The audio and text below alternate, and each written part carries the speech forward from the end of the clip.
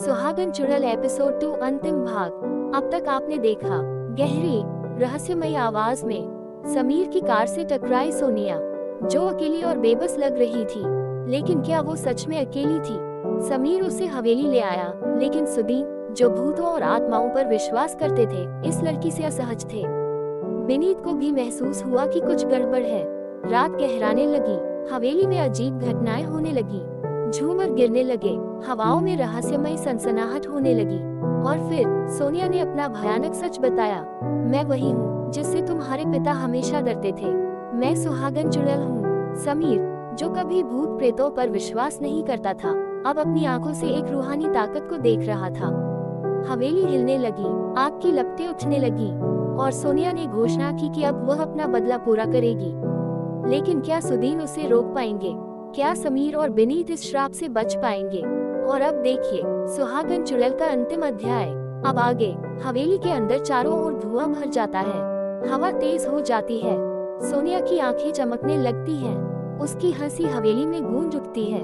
सोनिया, सुदीन, तुमने मुझे मारा था, मुझे कैद किया था, लेकिन मैं वापस आ गई हूँ, और अब तुम्हारा अंत है।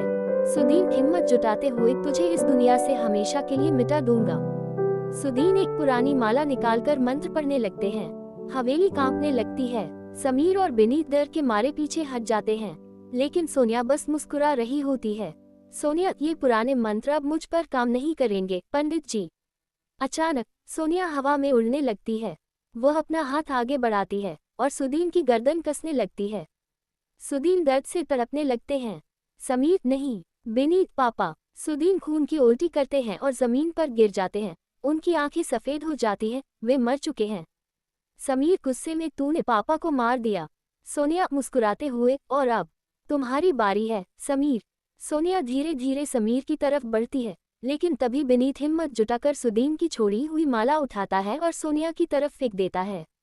माला सोनिया के शरीर से टकराती है और उसकी चीख हवेली में गूंज उठती है। उसकी चमकती हुई आंखों से खून बहने लगता है। हवेली के चारों ओर काली आंधी चलने लगती है।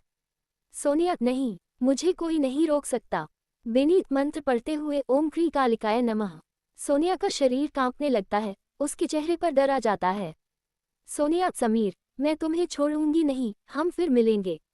और अगले ही पल सोनिया आग की लपटों में घिर जाती है। उसका शरीर धुएं में बदलने लगता है और फिर वह जमीन में समा जाती है।